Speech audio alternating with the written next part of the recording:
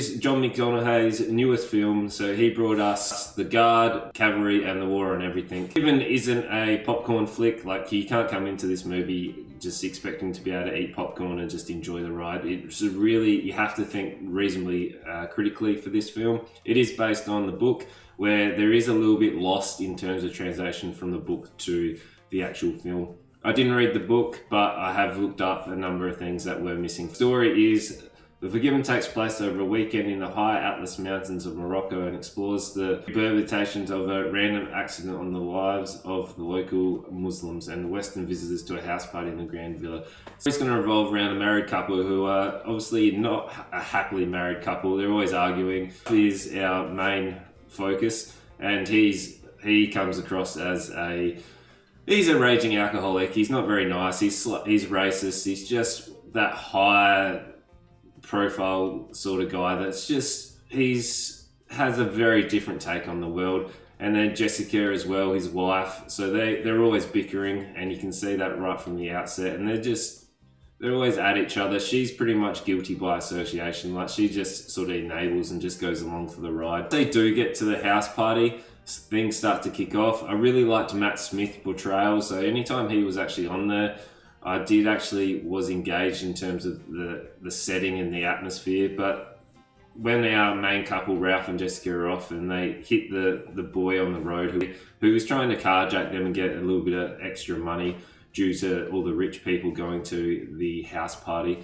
But like, it really kicks off from there, and it was a really nice transition into the two arcs that are going to portray. Taken away by the boy's father once he comes to the villa, and he goes on his main arc. So this is the main arc that we're going to follow throughout, and I really like his progression throughout the actual whole film, where the cinematography it's not like really flashy, but it's really clever. So anytime the actual characters are like telling lies or in that like rich high profile persona, you can see it's shot one way, and as soon as they start to have that realization, the camera pulls out and switches, which is a really cool way to actually show the progression of the character, which I haven't seen before and used quite this well, where you can see that it happens with Jessica's character as well. Like, she's obviously in that really unhappy relationship, and it's more of it's not a subplot, but it's the lesser story arc where she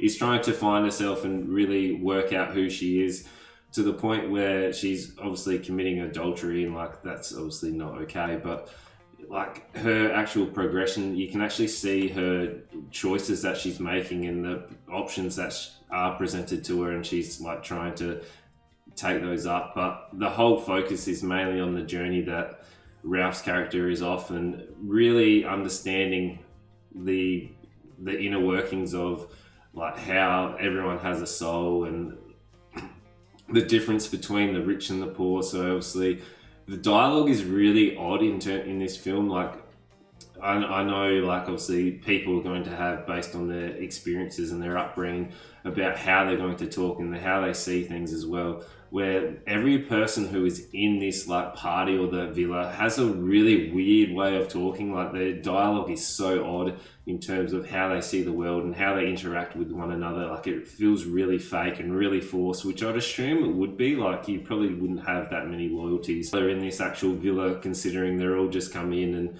they're all trying to like one up each other, and I've got this much, you got this much, this is what I do, blah blah blah. When Ralph's character is actually out with the boy's father, you can see his actual whole world is being interrupted, and he's being forced into these situations, and you do get to have that translator who is explaining the cultural diversities and the inner workings of all these different people. And his transformation right at the end is awesome. The music and the cinematography works really well. Like, everything is building, the music really builds. You know something's going to happen, but you don't know when.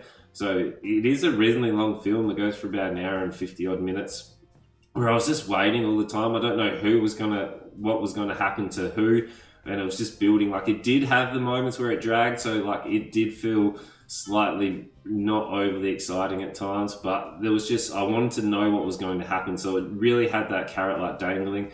But that was the main part, where the story arcs and the character arcs that they actually go through are actually reasonably engaging. You kind of like, all right, I'm able to sit through these slow moments. Time at like flashback between the two storylines. I really just wanted to focus more on Ralph's character. I didn't really care that much for Jessica's storyline and her choices about discovering herself, where I really just wanted to focus on Ralph and the interworkings of the richer and the poor, and seeing his like choices that he made right at the end. I'm not going to spoil the ending, but like it all ties in, and you can see his whole character and persona has fully changed. So I was really impressed with the cinematography. Like it's such a clever way to be able to show these character arcs and when these people are having those life-changing experiences, but the slow burn of it, and you just didn't quite know what was going to happen.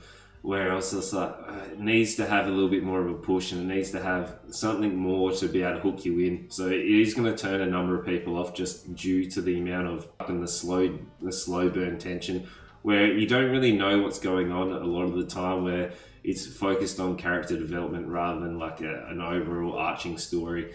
But like I did enjoy it. It's just those things just took it down that notch. So unfortunately, I think if you read the book, this would be a really captivating book where you just lose that little bit on the actual screen. But overall, did enjoy it. Let me know if you've seen it or if you've read the book. Put that in the comments below. And it's a 3 out of 5 stars for me. Like I did enjoy it. It's just it does have some problems. So you know what to do. Make sure you like, comment, subscribe, and tell your friends.